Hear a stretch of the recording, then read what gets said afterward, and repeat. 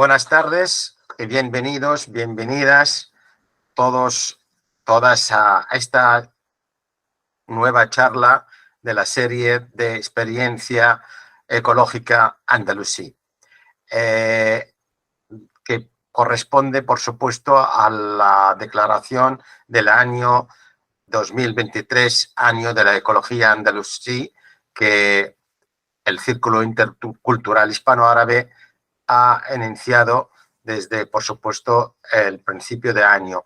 Y estamos haciendo varias charlas, tanto presenciales como online, como esta, por ejemplo, la que hoy nos reúne aquí en esta plataforma, bajo el título Diversidad en las huertas andalusíes, el ejemplo de Comares en el siglo XXI. El conferenciante, el ponente es Roberto Viegas, agricultor ecológico. Entonces nació en Rabat, Marruecos, de madres, como pone él, ibero-marroquíes. Estudió máster de desarrollo rural en Francia. Es geógrafo y experto en agroecología, también agricultor y apicultor. Ha participado en varios proyectos, tanto en Marruecos como en Andalucía, de formación, sensibilización y práctica de la agroecología. Actualmente gestiona el proyecto de rehabilitación de la huerta andalusí de Comares. Sobre su ponencia nos dice que con la llegada de los musulmanes a la península aparecen los primeros jardines islámicos, foco de sabiduría, de ciencia, hidráulica y botánica. Esta amplia base de conocimiento impulsó la creación de huertas andalusíes alrededor de los núcleos de poblaciones, aprovechando los recursos de agua de forma óptima, lo que fomentaba la existencia de sistemas agroecológicos altamente biodiversos y productivos. Esta charla, por supuesto, va a ser grabada, como he dicho antes, y está ahora mismo grabando. Damos, por supuesto, la bienvenida a nuestro ponente, a Roberto Viegas, pero antes voy a dar una pincelada también sobre él, que lo dice él mismo en un vídeo. Así que voy a compartir 2 minutos, me parece, del vídeo.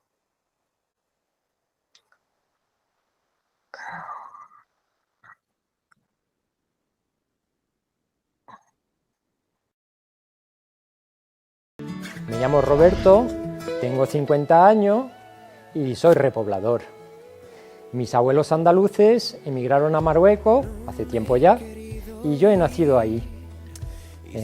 Con 17 años me fui a vivir a Francia para estudiar ahí desarrollo rural y ecología y agronomía también. Cuando terminé mis estudios me fui a vivir a Colombia y Bolivia para trabajar en el desarrollo rural, pero bueno, junto con mi mujer pues decidimos de volver a mis raíces para practicar aquí en Comares la agroecología y, por supuesto, para criar a nuestros hijos. Porque te vas de aquí, no me hace bien quererte ver que quieres irte y olvidarme. Yo no sé si me hace bien quererte ver, querer hablarte y extrañarte. Si te vas, ya no vuelvas. Aquí estoy repartiendo ramas de olivo triturado y esto es para hacer un acolchado. El acolchado es para cubrir el suelo y protegerlo en invierno de las tormentas, de las gotas de agua que van a compactar el suelo. Y entonces este acolchado sirve tanto para nutrir el suelo que para protegerlo.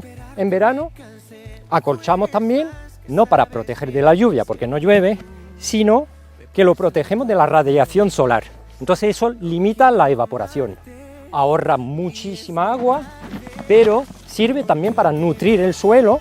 Esto es el capote de la almendra, es la primera capa de la almendra antes de la cáscara, la dejamos fuera un año y empieza a volverse negra, que es un precompostado. Y entonces ya después luego lo repartimos en nuestros cultivos. ¿Y qué es un compostado?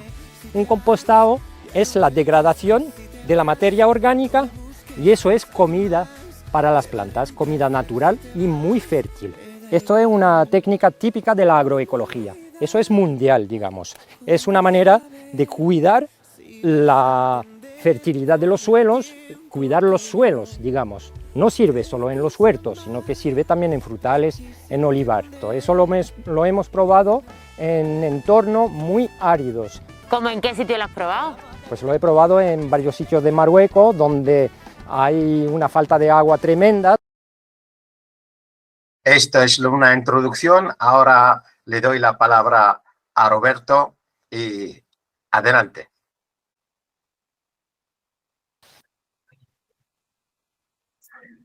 Assalamu alaikum, buenas tardes a todas y todos. Antes de empezar quiero dar las gracias al señor Tunsi del CIHAR por invitarme a hacer esta ponencia sobre la biodiversidad en las huertas andalusíes. Bueno, pues en esta presentación sobre biodiversidad, nuestro hilo conductor va a ser la agroecología. Empezaremos dando nuestra visión de lo que es una huerta andalusí y hablaremos también de la importancia del agua en dichas huertas en relación con la biodiversidad. Hablaremos de Comares, este pueblo que se ha visto un poquito en el vídeo. Hablaremos brevemente de su pasado musulmán y presentaremos también el proyecto de rehabilitación de la huerta andalusí de la Fuente Gorda de Comares. Bueno, pues uno de los fundamentos de la agroecología es la biodiversidad. Es uno de los pilares que definen la agroecología. La agroecología es una aproximación científica multidisciplinar, articula las ciencias ambientales, como la biología, la botánica, la ciencia del suelo y la agronomía, con la economía y la sociología. Bueno, voy a hacer una pequeña preguntita al señor Tunsi.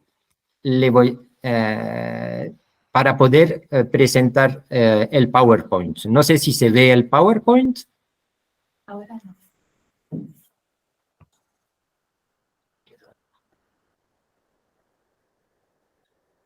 Ahora, yo pienso que seguramente se puede ver el... Sí, lo estamos viendo. Vale.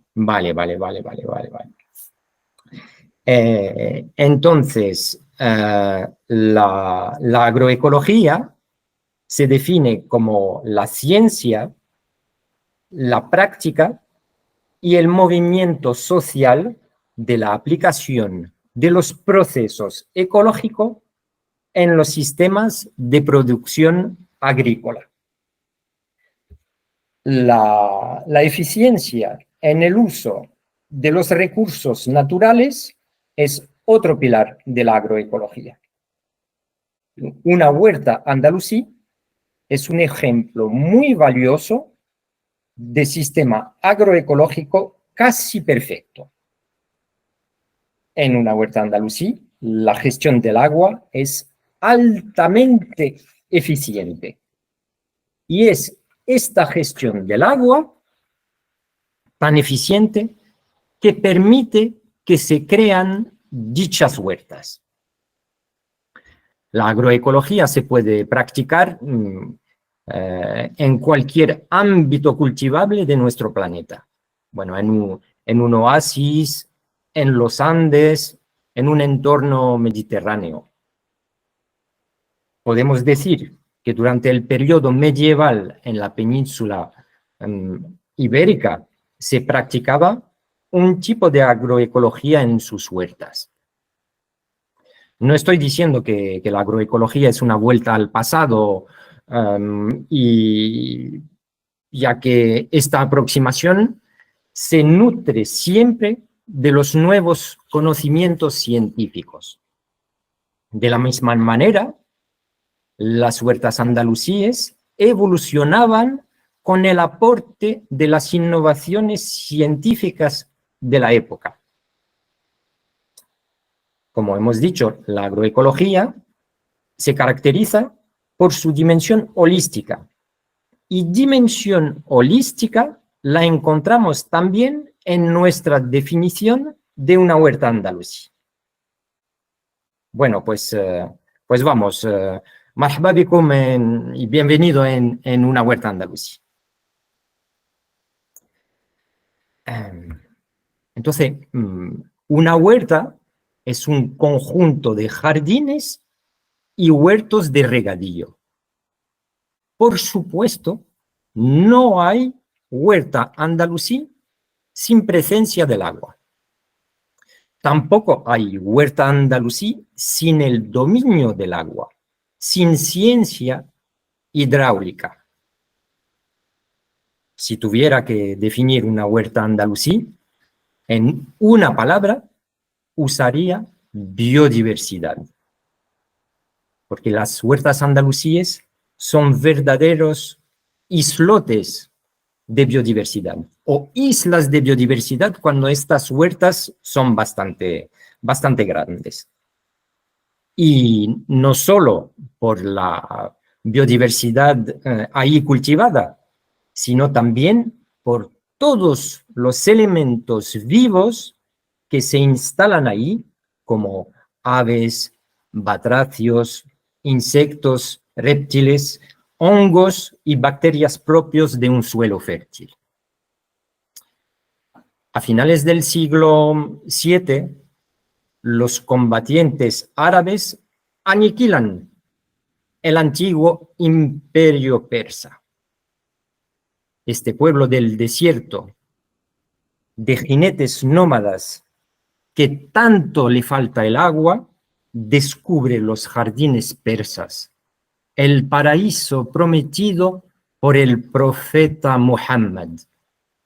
Descubren ahí un paraíso exuberante, sombreado, colorido y muy verde a la vez, repleto de frutas variadas. Y nace ahí la pasión islámica por los jardines. Los jardines del Edén son presentes a lo largo del Corán. Y si no me equivoco, por lo menos en 12 versículos. No es de extrañar que el verde sea el color del Islam. Y esa pasión por los jardines que nace en Mesopotamia tiene desde entonces una dimensión espiritual muy fuerte. Fue en Mesopotamia, en el creciente fértil, que los primeros jardines aparecieron a principio del tercer milenio antes de Cristo.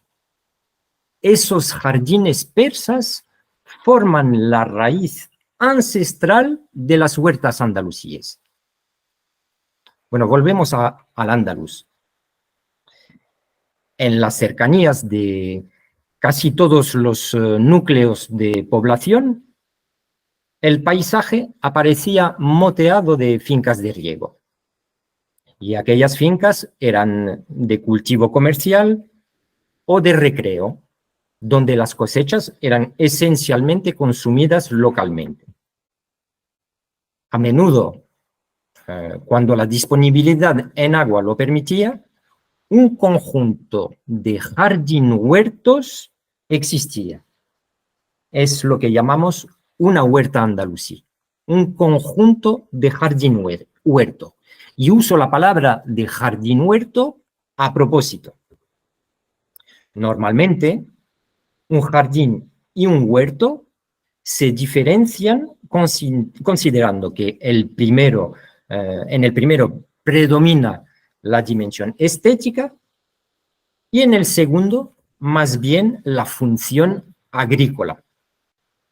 Y en una huerta andalusí, a menudo la distinción entre jardín y huerto desaparece. De la misma manera, en un jardín islámico, las dos dimensiones se juntan. Ahí, la estética y la producción agrícola se entrelazan, se abrazan. Es por eso que hablamos de jardín-huerto. Y es este conjunto de jardín-huertos que componen las huertas andalusíes.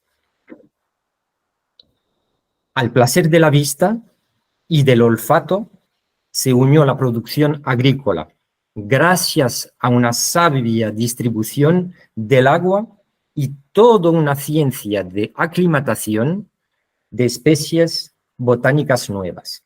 No son nuevas porque acaban de crearlas, sino nuevas, digamos, en el Andaluz porque las traen sobre todo de Oriente.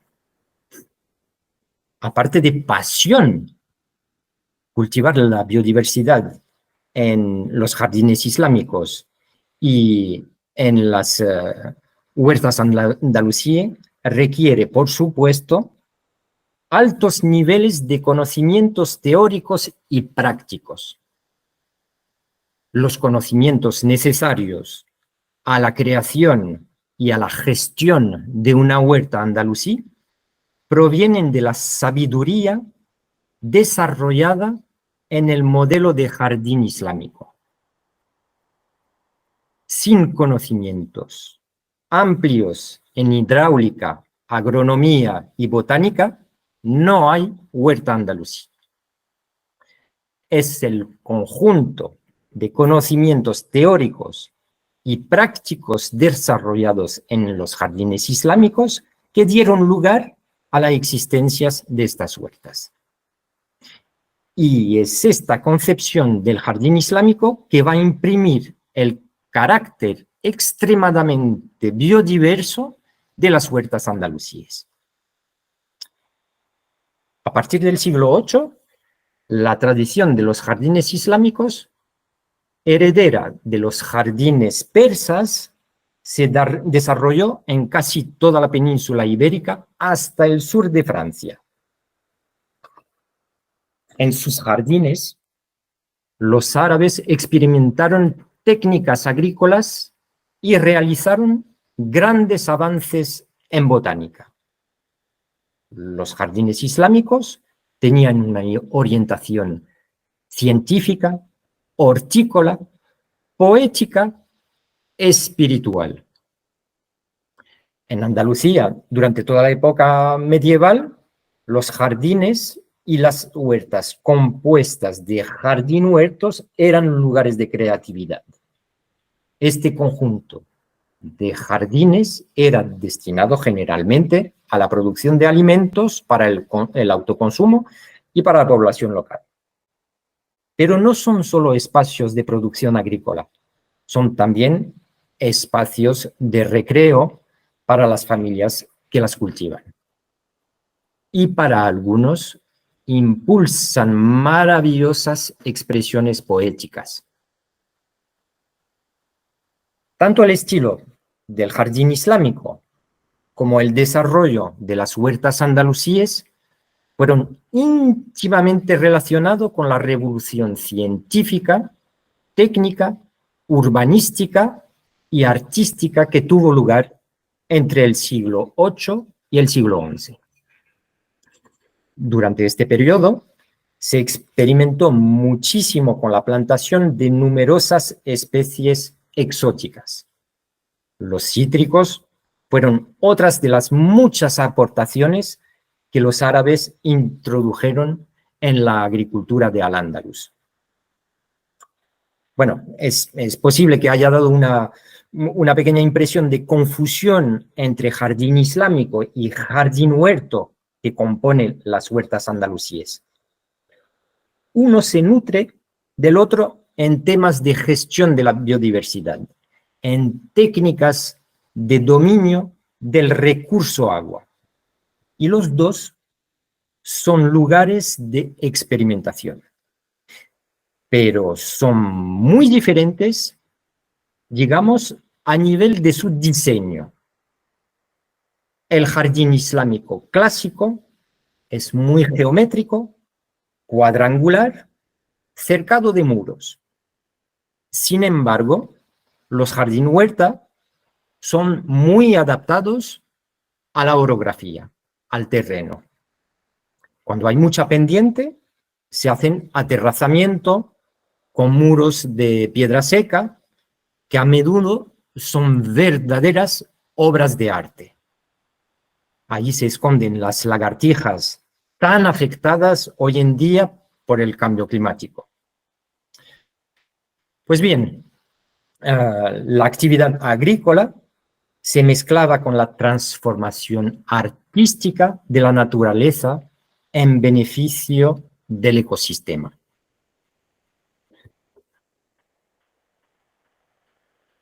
No podemos hablar de biodiversidad en las huertas andalusíes sin profundizar un poco la temática del recurso agua en estos espacios. El aprovechamiento de los recursos hídricos configuró los espacios periurbanos andalusíes, dando lugar a las características huertas en las que una continua sucesión de jardines ofrecía un espacio agrícola caracterizado por su diversidad y riqueza. El agua es una ofrenda divina en la cultura islámica. En los jardines islámicos, el agua es el centro conceptual y en las huertas es el elemento fundamental. Genera riqueza y altos niveles de biodiversidad. No se puede estudiar lo que es una huerta andalusí sin tener en cuenta el dominio del agua en el seno del mundo árabo-musulmán. Para conocer lo que era la hidráulica en los jardines islámicos, disponemos de una obra maestra escrita por los hermanos Banu Musa en el siglo IX. Es el libro llamado Kitab al-Hiyal. Este libro contiene la descripción de un centenar de modelos, dispositivos y automatismos como noria, acequia, alberca, fuentes, redes de riego. Bueno, una dimensión que se habla poco relacionado con el agua y se habla poco en términos de biodiversidad. Es el fomento de la presencia de los anfibios en estos jardines, gracias, por supuesto, a este elemento fundamental, el agua. Conocemos el importantísimo servicio ecológico como predador y presa a la vez en la cadena trófica, en la cadena alimentaria, que aportan los anfibios y batracios. Estos seres vivos, siendo predadores, insectívoros, ayudan a controlar las poblaciones de insectos indeseables como mosquitos o moscas. Son agentes de lucha biológica contra los invertebrados indeseables. Controlan las plagas de insectos. Esta omnipresencia del agua va a impulsar altos niveles de biodiversidad ornitológica. Bueno, vamos a ver si aparece la siguiente. Eso. A las huertas suelen venir muchas especies de aves que se sienten atraídas por los árboles frutales de riego, por los insectos, por los gusanos o incluso otras presas que en ellas pueden encontrar, como el mochuelo que se alimenta de noche de algunos animalitos que están ahí andando por la huerta. Algunos pájaros picotean en el suelo, otros en los troncos de los árboles, otros cerca de las flores y, por supuesto, ahí tienen acceso a los frutos de los árboles. Y además, las huertas les ofrecen muchísimas semillas para alimentarse. Mirlos, ruiseñores, jilgueros, carboneros, herrerillos, petirrojo, amante de los caracoles y de las babosas que tanto daño hacen a nuestras lechugas y acelgas. Gorriones comunes, pájaro carpintero que limpia la corteza de los árboles y en especial del carpocapsa que tanto daño hace a nuestras peras y a nuestras manzanas, echándole ahí el pequeño gusano. Aves nocturnas encuentran ahí cobijo, seguridad y un sitio donde pueden procrear y reproducirse. En contrapartida, ofrecen unos continuos conciertos muy agradables a los que trabajan la huerta. Y eso se lo puedo decir, que estoy todos los días en la huerta. Es un encanto. Gracias al agua, encontramos en las huertas andalusíes esas gran olvidadas de la biodiversidad, las plantas adventicias. Estos vegetales que antes llamábamos las malas hierbas son de gran relevancia a la hora de cobijar nuestros insectos auxiliares, esos bichitos que tanto nos ayudan a la hora de controlar las plagas cuando uno tiene un manejo agroecológico. Citamos aquí, bueno, vamos a citar aquí el ejemplo de la ínula viscosa o altabaca, esta mata bastante alta, verde y con flores amarillas, que alberga un predador de la mosca del olivo que tanto daño hace a nuestra producción de aceitunas. Los poetas se hicieron eco de la biodiversidad de los jardines huerto. Todos los artesanos reprodujeron en sus tapices, alfombras y otras decoraciones la alta biodiversidad de los jardines huertos.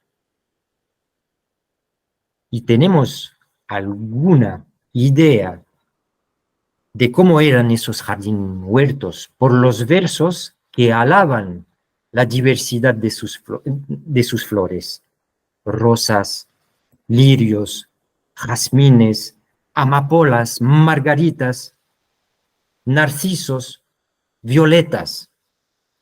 Todas estas plantas no solo se usaban para embellecer estos lugares, sino que formaban parte de todas las actividades cotidianas.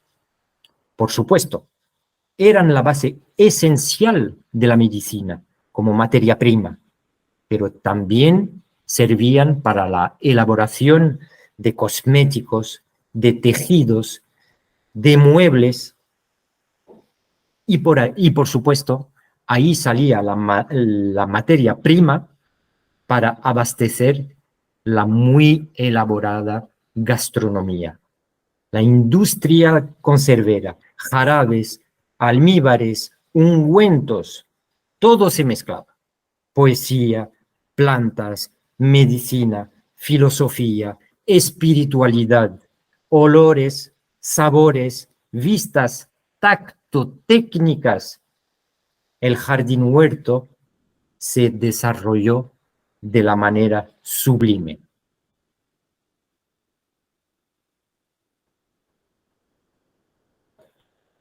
Bueno, se traían plantas de Oriente y se plantaban no solo en los jardines de los palacios, sino también en las huertas de toda la península. Membrilleros, manzanos, nogales, perales, cerezos, granados citados en la Biblia y en el Corán, siempre asociado a la fertilidad. Hasta en el mundo helénico también fue símbolo de fertilidad y asociada a Afrodita. Higueras, palmeras dachileras como una reminiscencia del desierto arábigo, cuna del mundo islámico. Melocotoneros, albaricoques, almendros, olivos, sin olvidar los naranjos que sirven tanto para sus frutas como para la elaboración de aguas florales.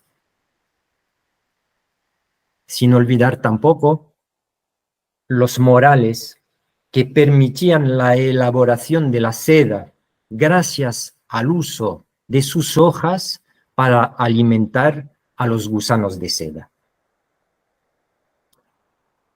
Entre la espesura de los frutales abundaban los cultivos de berenjena, calabazas, espinacas, alcachofas, zanahoria, cannabis sativa, que tanta polémica genera hoy en día, uvas, habas, altramuces, apio, col, cilantro, lechuga, zanahoria.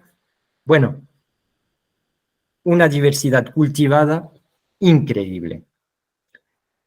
A todo eso tenemos que sumarle todo un abanico de variedades por cada producto. No había un solo tipo de calabaza o un solo tipo de berenjena, sino decena por cada producto. Bueno, pero todo eso, toda esa biodiversidad cultivada en las huertas andalusíes, ¿cómo se sabe hoy en día que había tanta diversidad y que lo que tenemos hoy viene de este pasado? Pues, por un lado, los poetas andalusíes, con sus espléndidos versos, nos han dado un gran testimonio de lo que había en esas huertas. A la vez, estos poetas eran también agrónomos. Y el nivel de agronomía en aquella época era alto, gracias a lo que llamamos la Escuela Andalusí de Agronomía. Los agrónomos de esa corriente, con sus escritos, nos van a alumbrar mucho sobre biodiversidad cultivada y sobre la gestión de esta biodiversidad. Tanto en los jardines islámicos como en las huertas andalusíes, se alcanzó altos niveles de riqueza en biodiversidad gracias a esta corriente agronómica hispano-árabe. Este movimiento agronómico andalusí tuvo lugar entre los siglos XI y XIV, y Sevilla era en esa época el epicentro de la investigación agronómica hispano-árabe, o sea, andalusí. Esa escuela agronómica ha sido un pilar fundamental de la gran expansión agrícola en la España musulmana, en Al-Ándalus. Y de este hervidero agronómico que tuvo lugar en este periodo entre el siglo XI y el siglo XIV, emerge la publicación de por lo menos 6 grandes libros, o tratados o obras, como queramos decir. Y son obras maestras sobre agronomía. El libro de Ahmed ibn Hajjaj, el de Muhammad ibn Basal, el de Abul Khair, el de Muhammad al-Tighnari, que escribió el libro de Flores del Jardín y del Paseo del Espíritu, escrito en Granada entre el año 1100 y 1110. Y estos 4 libros que acabo de decir corresponden al apogeo de la agronomía hispano-árabe. Luego llegaron otros 2 libros, el de Sa'd ibn Luyun, libro del desfile de la belleza, del cumplimiento de la fecundidad, acerca de los fundamentos de la agronomía. Y por terminar, el último libro, bueno, el último no, sino que el más famoso de todos, el libro de Yahya ibn Awam, Kitab al-Filaha, es un oda, un culto a la biodiversidad cultivada. Es el estado del inmenso saber sobre agronomía a finales del siglo XII en Al-Ándalus. Bueno, leí este libro por primera vez a principios de los años 90. Y es en esa época que empezaban a conceptualizarse, bueno, lo que es la agroecología. Bueno, la aproximación agroecológica es un poco anterior, pero digamos que en los años 90 ahí empezaba a cuajar. Y ahí leyendo este libro me quedé impactado. Me apareció la estrecha relación que hay entre la visión de la agricultura en el Andaluz y la aproximación agroecológica, que es holística, pluricientífica también, como en este libro. Impresionante. Entonces, Ibn Awam, en su Kitab al-Filaha, le dedica el segundo capítulo a la fertilización de los suelos. Por supuesto, en aquellos tiempos era una fertilización orgánica. Esa técnica de nutrir el suelo para que sea fértil, que no tiene nada que ver con la forma de fertilizar de una manera química que alimenta la planta y no el suelo, esa técnica de Ibn Awam de nutrir el suelo con abonos orgánicos, pues es también uno de los pilares de la agroecología. Y esa técnica va a ser fundamental para favorecer la biodiversidad, para favorecer la vida en los suelos, sabiendo que en 1 gramo de compost puede haber hasta 100.000 seres vivos. No solo una biodiversidad a través de las plantas cultivadas, pero gracias también a la forma de cuidar el suelo, lo que favorece altamente su fertilidad. Bueno, vamos a hacer un pequeño paseíto hacia Comares. Comares, este pueblo donde hay nuestro proyecto de rehabilitación de Huerta Andalusí.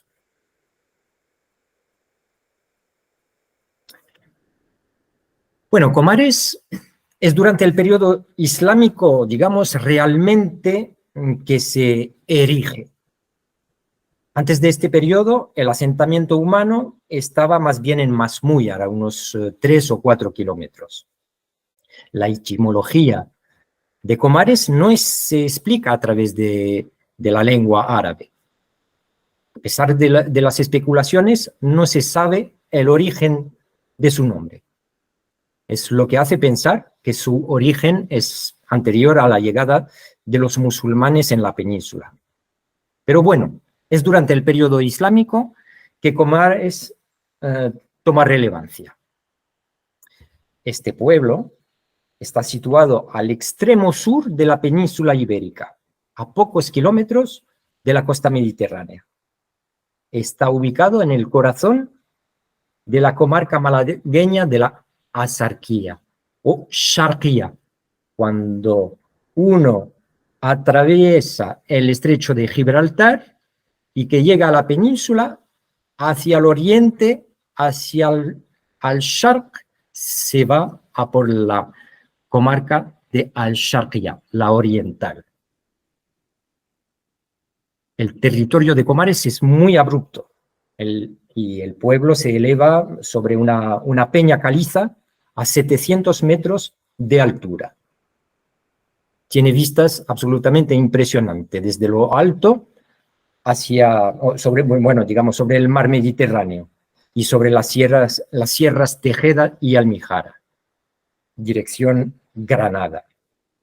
Por eso, hoy en día, lo llaman el Balcón de la Zarquilla, una apelación algo turística que va con nuestros tiempos.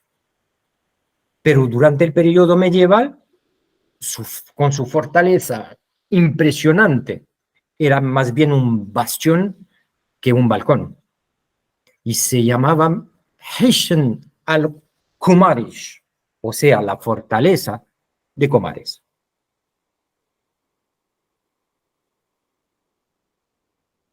De su entorno calizo, el karst de Comares, nacen todo un conjunto de nacimientos de agua, de fuentes. La fuente La Teja, la fuente del Lavadero, la fuente del Pilarejo, la fuente Mañuña, la fuente Delgada y, por supuesto, la fuente Gorda. Estas son las más importantes. Después hay toda una serie de pequeños nacimientos con pequeños jardín huertos, pero estos pequeños nacimientos no dan lugar a unas huertas, solo unos pequeños jardines. Sin embargo, las fuentes de agua con más caudal sí que permitieron durante el periodo medieval la implementación o el ordenamiento de distintas huertas de entre 2 y 4 hectáreas. La huerta de La Teja, la del Lavadero y la de la Fuente Gorda. Estas huertas están compuestas por un conjunto de pequeños jardín huerto que pertenecen a los vecinos del pueblo. Pero vamos a hablar sobre todo de la huerta andalusí de la Fuente Gorda. Dejamos hoy de lado las otras huertas de Comares porque es en aquella huerta, la de la Fuente Gorda, que llevamos a cabo el proyecto de rehabilitación. Es gracias a la Fuente Gorda, con su caudal perenne, que pudo establecerse una población en lo alto del Peñón, que se pudo establecer el pueblo de Comares. Tenemos un pueblo en lo alto, de un tajo, y justo debajo existe una fuente con un caudal constante. De hecho, la fuente Gorda es pública. Y durante siglos hubo un vaivén constante de vecinos del pueblo que venían a recoger su agua en mulo o a pie para sus necesidades domésticas. Siempre también se ha llevado ahí el ganado para abrevarse, para abrevar el ganado, ahí en la Fuente Gorda, como ahí en la foto que vemos ahí, y sigue habiendo ganado ahí en los entornos de la Fuente Gorda. Y al estar situada justo por debajo de esta fuente, la huerta de la Fuente Gorda existe por el rebosadero, el sobrante de agua, lo que la gente no ha cogido de la fuente va y se canaliza hacia la huerta de la Fuente Gorda, y eso desde los tiempos de Al-Ándalus. Y la producción se consumía en el pueblo y sigue consumiéndose en el pueblo. Bueno, dejamos un poquito de lado el tema del agua en Comares y vamos a tocar un poquito nada más de historia de este pueblo con todas esas temáticas de toda forma.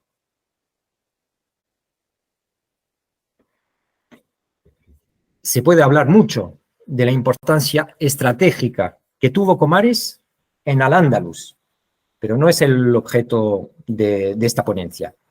Hablaré entonces brevemente de unos acontecimientos que reflejan la importancia de la Fuente Gorda. A finales del siglo IX, Omar ibn Hafsun se levanta contra los emires de Córdoba y Comares es una de sus principales fortalezas. Sus hijos, luego en 923, tienen que enfrentarse a Abderrahmán III, ese poderoso califa que creó los espléndidos jardines de Medinat az-Zahra. Comares resiste hasta el año 928, cuando cae Bobastro, capital de los sublevados, cae Comares también. La resistencia durante tanto tiempo a Abderrahmán III se explica por dos factores fundamentales: una fortaleza inexpugnable y una disposición de recursos en agua suficiente. Y ahí la Fuente Gorda, con su caudal de agua, jugó un papel de gran relevancia. A partir de ahí, cuando cae Comares, se integra en las dinámicas sucesivas de las dinastías de Al-Ándalus. E imaginamos una gestión de la biodiversidad en sus distintas huertas conforme a la descripción que hemos hecho de las huertas andalusíes. Y cuando llega el fin del periodo islámico en Comares, ¿qué ocurre entonces con las huertas de Comares? En noviembre de 1570 se procede a la expulsión total de los moriscos de Comares. Estamos en un momento histórico. Se asiste a las injusticias de usurparles a unos habitantes su territorio, su modo de vida y parte de su cultura. Y ahí se intensifica la repoblación cristiana. No se sabe exactamente hasta qué punto estos nuevos pobladores tienen los conocimientos suficientes para gestionar la biodiversidad en las huertas de Comares.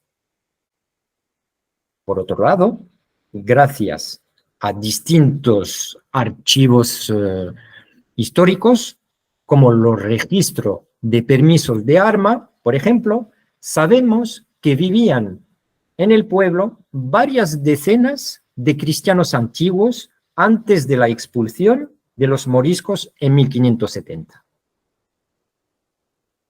Doy un pequeño salto y a principios de los años 2000, cuando visité por primera vez la huerta de la Fuente Gorda, me encontré con un espacio que tenía muchísimo que ver con la biodiversidad descrita en los libros de los agrónomos de Al-Ándalus. Eso nos permite suponer que hubo una relativa transmisión de los conocimientos sobre biodiversidad cultivada de los agricultores mudéjares hacia los nuevos pobladores cristianos a través de los cristianos antiguos que convivieron en el pueblo con los musulmanes. Bueno, voy a parar un poco con los temas de historia y me pongo a hablar un poquito del proyecto que estamos llevando a cabo, el proyecto de rehabilitación de la huerta de la Fuente Gorda. A nivel cadastral, la huerta de la Fuente Gorda está incluida en la finca El Molino de la Fuente Gorda. Se llama así porque ahí están los restos arqueológicos de un antiguo molino de aceite. Esta finca está certificada en agricultura ecológica desde hace más de 20 años y gestionada bajo los principios de la agroecología. En este proyecto pretendemos crear un lugar de sensibilización a la ecología. Queremos que este lugar sea un ejemplo de gestión agroecológica de la biodiversidad cultivada. Queremos dar a conocer lo que eran las huertas andalusíes y queremos preservar un ecosistema altamente biodiverso. Este proyecto tiene como objetivo la apertura al público de este espacio para sensibilizar sobre la ecología, la importancia de la biodiversidad, la historia local y la historia agronómica andalusí. Es un espacio abierto a todo tipo de público. Es una iniciativa de conservación y de valorización de una huerta andalusí. Para eso se tiene previsto crear varios senderos agrobotánicos abiertos al público en el interior mismo de la huerta. Y también pretendemos reordenar de nuevo una sucesión de subjardines sombreados lleno de olores donde se puede observar y probar multitud de frutas distintas. Este proyecto está sustentado por dos actores principales. Por un lado, una familia, la familia Vega Zamora y Michel, que es la propietaria actual del lugar, y por otro lado, el segundo actor es la asociación Al-Habba. Este nombre significa en árabe, o por lo menos en darija marroquí, la semilla, el-habba, y tiene su raíz etimológica en el hub, en el amor. Nos alumbra sobre la relación que existe entre el agricultor jardinero y las semillas. Una buena germinación requiere cuidado y amor. La asociación Al-Habba, creada en Vélez, Málaga, en agosto de 2017, promueve el enfoque agroecológico como herramienta del equilibrio ambiental y socioeconómico. Hoy en día es difícil negar la fuerte degradación de los ecosistemas y de los factores ambientales que dan lugar a la vida, el aire, el agua, el suelo, la biodiversidad. Pues en Al-Habba creemos que todos y cada uno y una de nosotros y nosotras podemos contribuir a reconstruir nuevos equilibrios sociales, económicos y medioambientales en un sentido amplio. Por ello, Al-Habba ha asumido la misión de preservar y promover este santuario ecológico, la huerta andalusí de la Fuente Gorda. Bueno, voy a concluir porque a lo mejor estoy hablando demasiado y quiero un poco escuchar al grupito que está aquí. Pues las huertas andalusíes, al ser foco de vida, son lugares idóneos para analizar los efectos del cambio climático. Ojalá este proyecto pueda servir como una vía de preservación de la biodiversidad. Y ojalá este proyecto pueda poner en marcha un concepto cultural y turístico que sea reproducible en otras huertas de Andalucía.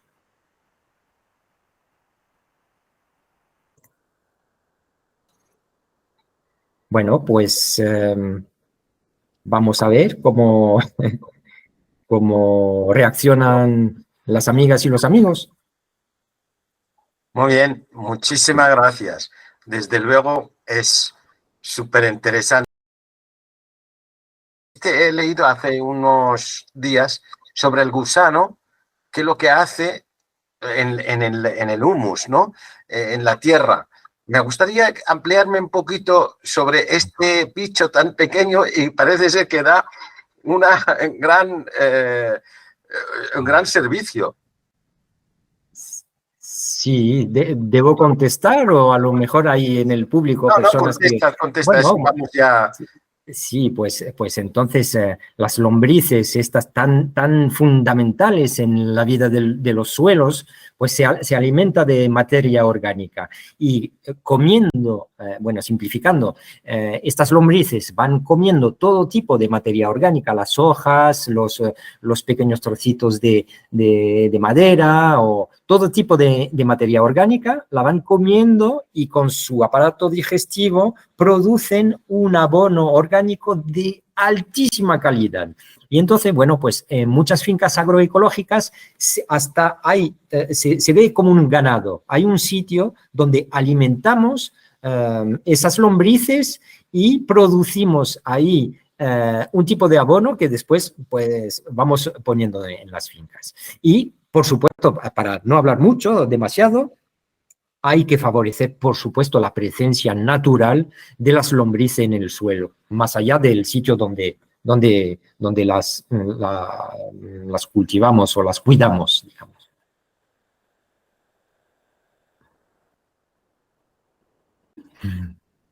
Bueno, ¿alguien quiere hacer alguna pregunta? Sí, bueno, yo voy a intervenir Profesora. un momento. Bueno, yo en primer lugar quiero agradecer al conferenciante pues su interesante charla y bueno, y agradecerle el que con su entusiasmo y su esfuerzo y sus ganas se le ven desde lejos, ¿no? Sus ganas de revivir, ¿no?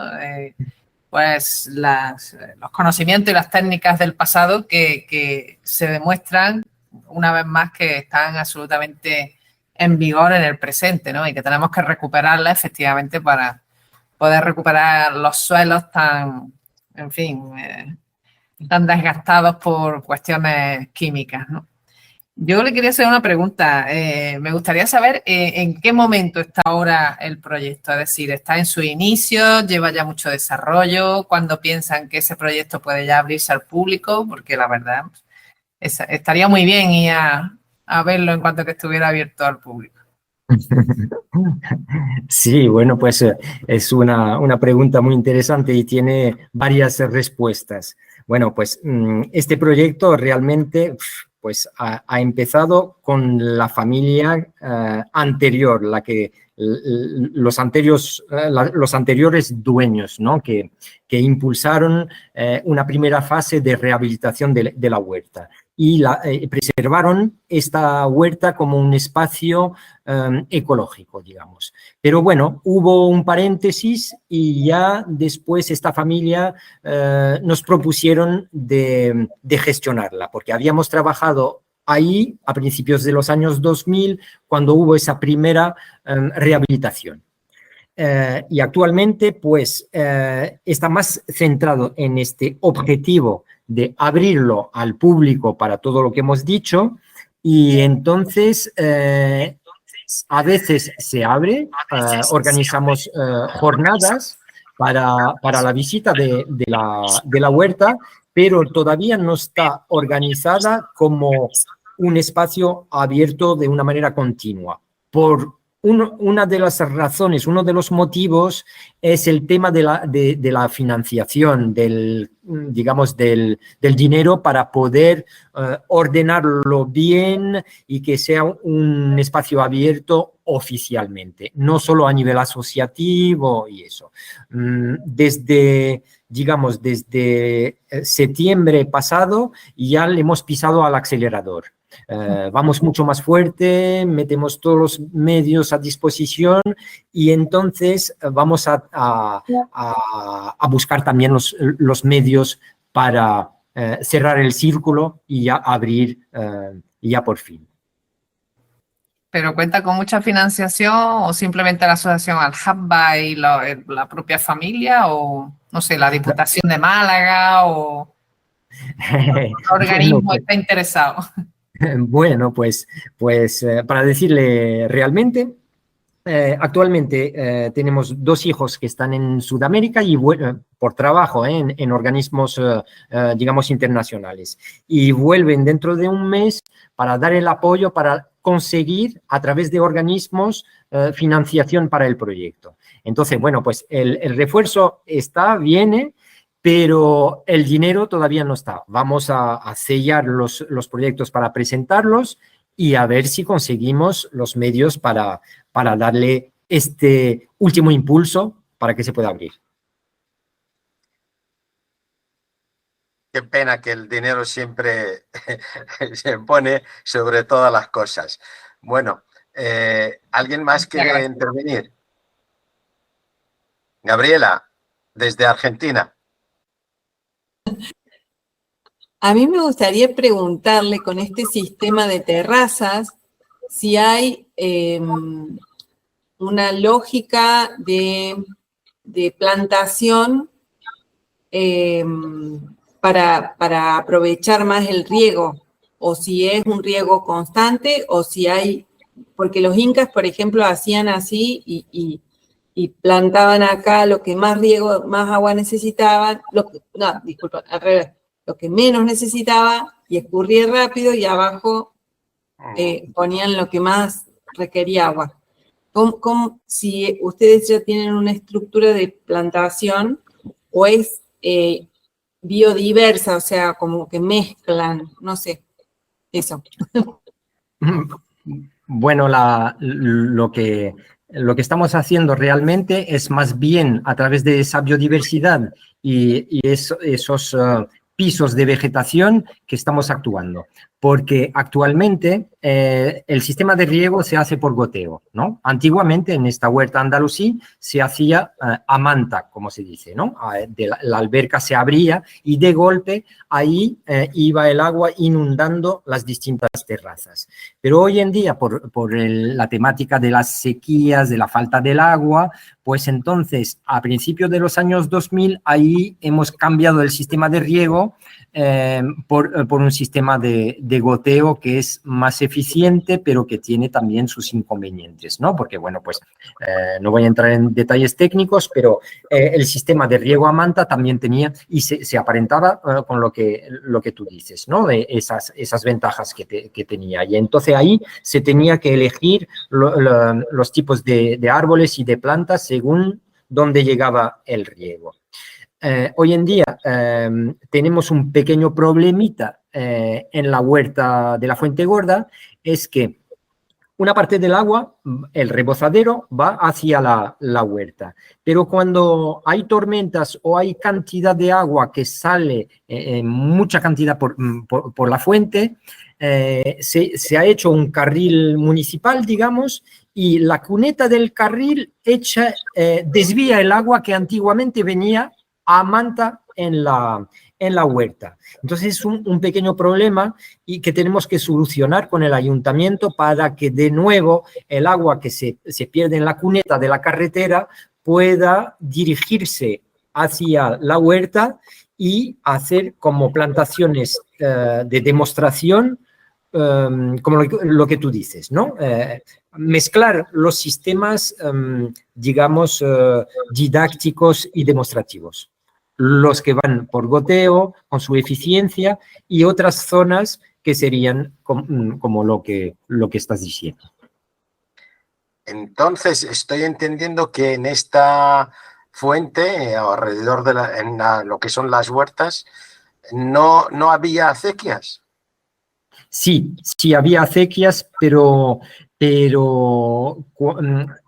los restos recientes que yo he podido comprobar, cuando digo recientes, a finales del siglo XX, pues era un sistema no muy elaborado estéticamente. Tenía su eficiencia, pero no eran acequias, digamos, de alto valor arquitectónico, digamos. A lo mejor la técnica sí que era bastante válida, pero era más bien cavando en la tierra y orientando el agua. Lo que es interesante porque el agua va entrando en la tierra y ahí se pueden plantar árboles y se beneficia de estas simples acequias, digamos, de tierra. Pero no es un sistema muy complejo como podemos encontrar en un jardín islámico, digamos. Entonces, tengo una pregunta sobre la cuestión de la herencia. Si sabemos que esta herencia de las huertas, de los jardines, de las acequias, eran tan beneficiosas para el ecosistema, entonces, ¿dónde fallamos o fallan las generaciones anteriores a nosotros de abandonar estos sistemas?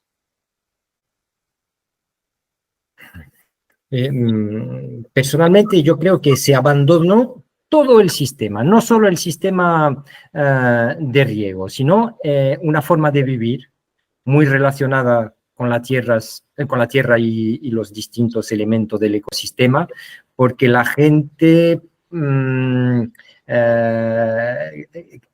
cambió, bueno, se cambió se cambió todo. La gente se fue a Málaga, emigró, cuidar la tierra no estaba bien visto socialmente, ¿no? Digamos, en la escala social, ser un campesino ahí metido en la huerta, pues a lo mejor no te ibas a casar con, no sé, es múltiple, ¿no? Entonces, no es que se haya abandonado el sistema de riego, sino que esta huerta en sí se abandonó totalmente. Hasta los árboles, todo, se dejó y se vio como... Y por ejemplo, un ejemplo que a lo mejor ilustra eso. La familia anterior a la que estaba relacionada con nosotros, pues dinamitó el molino de la Fuente Gorda, porque la finca se llama El Molino de la Fuente Gorda. Pues ahí, por ahí a finales de los años 60, metieron dinamita y volaron el molino.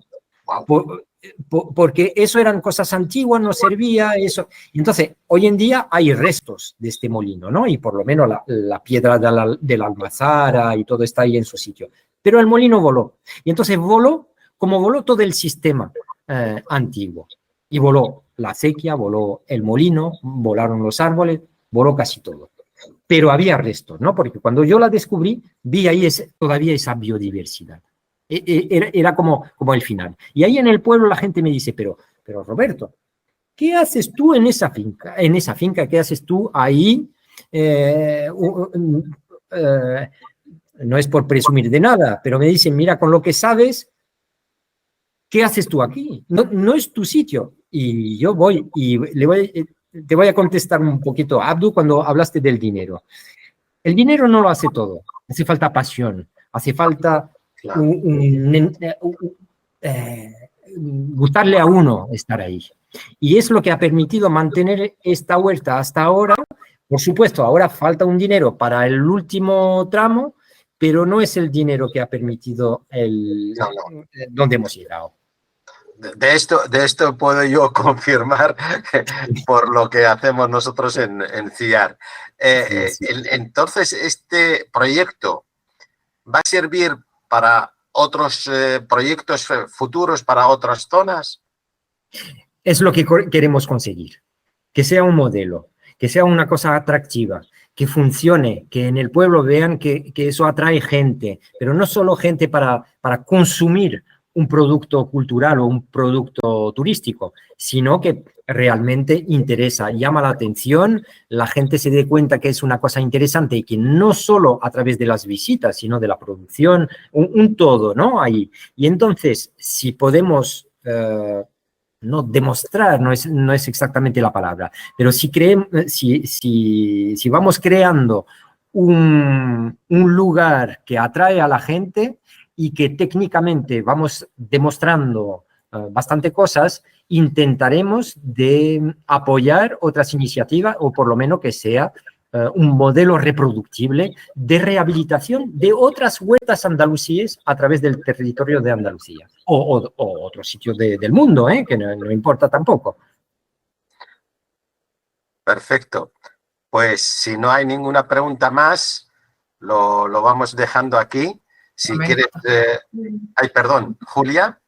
Sí, no, una sola cosa. No es pregunta, es simplemente un comentario. Como ha hablado un poco de la historia de Comares, no sé si conoce, es que por casualidad yo estuve de tribunal en una tesis que se leyó, que se llama, se lo voy a decir, Análisis Análisis del poblamiento y territorio en la Xarquía malagueña, siglos VIII a XV. El autor de esa tesis es David Ortega López y tiene un capítulo muy extenso dedicado a Comares, a su origen, a su toponimia, al poblamiento, a cómo se repartieron las tierras, producción.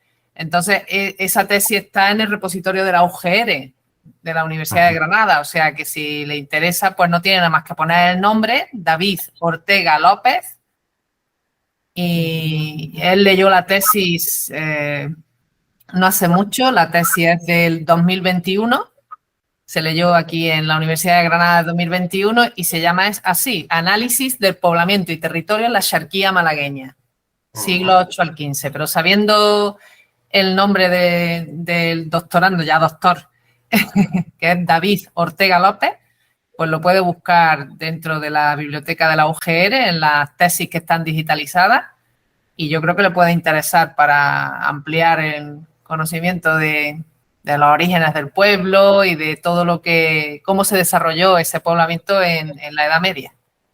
Genial. Pues ya está. Muy bien. Muy bien. Desde luego, desde la Universidad de Granada nos ofrecen siempre unos conocimientos tremendos y están al tanto porque precisamente al declarar el año de la ecología andalusí, pues precisamente digo que gracias a la iniciativa de profesores y sobre todo al profesor José María de la Universidad de Granada que están rehabilitando acequias, nosotros pensábamos de que deberíamos tocar este tema porque es súper interesante. Yo cada vez que leo algo sobre la temática esta, me sorprende muchísimo el conocimiento que había en la época andalusí. Y hoy ya Roberto también nos ha dado una charla muy interesante en cómo era y cómo funcionaba. Bueno, sí, Gabriela. Abre el micrófono. Bueno, cuando me llegó la invitación, pensé que Comares tenía una relación con la Alhambra, porque está la Torre de Comares. Y quería saber si hay alguna relación entre este pueblo, que yo no conocía que estaba, y esta torre. Bueno, pues a lo mejor el señor Tunsi tiene una respuesta, porque... No la sí, tengo, no, lo sí, siento. no, es que hay como una especie de leyenda, y a lo mejor Julia lo sabe más que yo, pero hay una leyenda popular que dice, no, es que la Torre de Comares se llama así porque fueron albañiles de Comares que la han construido, pero eso es desde mi punto de vista, eso es una pura leyenda popular. Eso tendrá seguramente otra explicación. El problema es que hay controversia a nivel de la etimología o de la raíz etimológica de Comares. No se sabe muy bien lo que significa y no hay correspondencia en árabe, que no es una palabra que encontramos en la lengua árabe. Hay otra Comares, otro Comares, por ahí de Huelva o Cádiz, no sé exactamente, una referencia así, pero a lo mejor Julia sabe más que yo en este tema. Hay polémica. A ver, pues estoy con la tesis abierta porque, claro, desde 2021 yo no me acuerdo ya de los términos. Yo sí sé que, de luego, no es una palabra árabe. Eso está claro. Aquí hay, efectivamente, el autor del que he hablado antes, David Ortega, pues habla de algunas teorías sobre el origen de esa palabra, ¿no? Hay una teoría griega que dice que puede ser un terreno de muchos madroños, otra teoría que dice que es que podría venir del latín culminares, es decir, del culmen culminis, como el techo de algo, cumbre o cima, puesto que está en lo alto de un cerro. Es posible. Y entonces, pues eso es lo que habla, ¿no? Que la transformación de ese vocablo culminares en kummares y después arabizado como kumarish, pues es lo más lógico, ¿no? Digamos, o sea, que sería un término de origen latino, pero no un nombre árabe, ni por supuesto que no. Y la de Comares, pues la verdad es que no lo sé. Pero en fin, hay otras teorías, ¿eh? Ahí en esa tesis se desarrollan todas ellas, porque estoy viendo que también hay otra teoría de un posible origen bereber, o sea que la verdad es que hay bastantes opiniones al respecto.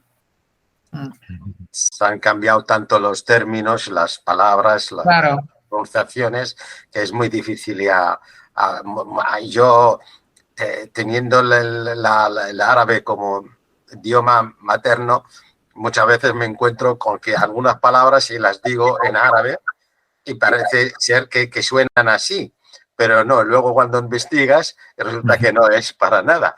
Como por ejemplo cuando yo me tropiezo con el nombre de Albacete, Albacita, vale, pero luego cuando vamos a Almansa, yo siempre he dicho Almansa, que viene del Nasa, es decir, de olvidar, pero resultó que no, que es del Montasaf, es decir, que el lugar en el medio. Así que es muy complicado irse a los orígenes, a no ser que, claro, cuando, como la profesora Julia, pues investigan y nos dicen de una forma clara de dónde viene. No es nada fácil, vamos.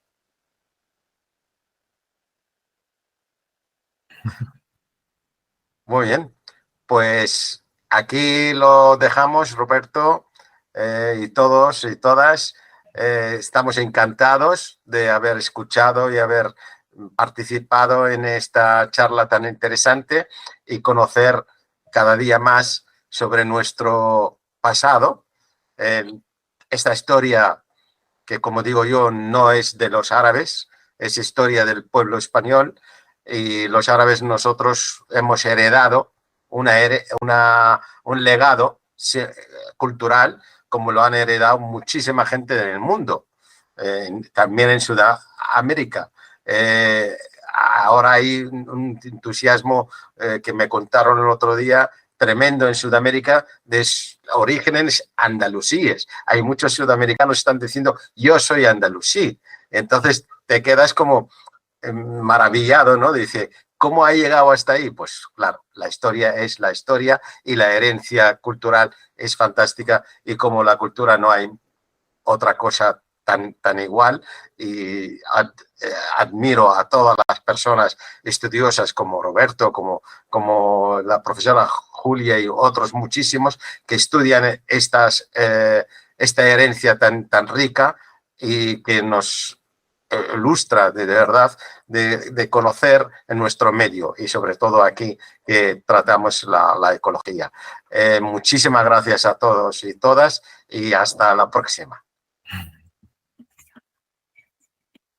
Muchas gracias. Muchísimas gracias a vosotros y vosotras. Gracias. Hasta pronto. Gracias, que se realice pronto el proyecto. Gracias. Muy bien.